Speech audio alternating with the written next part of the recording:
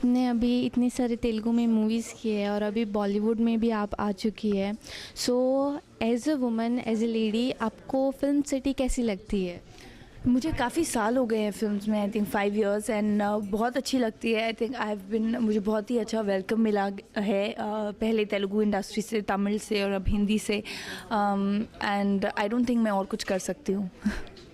और वुमेंस के लिए फिल्म सिटी ऐसे फैमिलीज़ बोलते हैं कि नहीं, अच्छी नहीं रहती है because it is a dirty line in something something, ऐसे बोलते हैं। सो आपका उसमें क्या मतलब, क्या एज एन एक्टर वुमेंस के लिए वो ऑक्यूपेशन कैसा है? Is it? I would say that कोई भी प्रोफेशन ख़राब नहीं होता।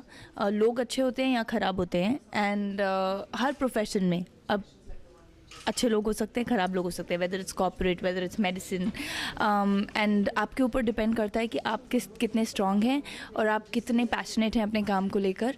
And if you mean business then you will just work well. और आपकी बॉलीवुड में सबसे बेस्ट फेवरेट एक्टर और जो इंस्पायर करती है आपको, वो कौन है? देयर आर अ बंच जो मुझे बहुत पसंद है।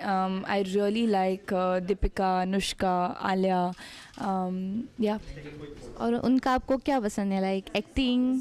काफ़ी कुछ। आई थिंक ओवरऑल पर्सनैलिटी होती है, when you really look up to something, एक ओवरऑल पर्सनैलिटी होती है। I mean for look at Priyanka Chopra for instance, world wide famous हैं वो, और उन्होंने इंडिया को इतना प्राउड किया है।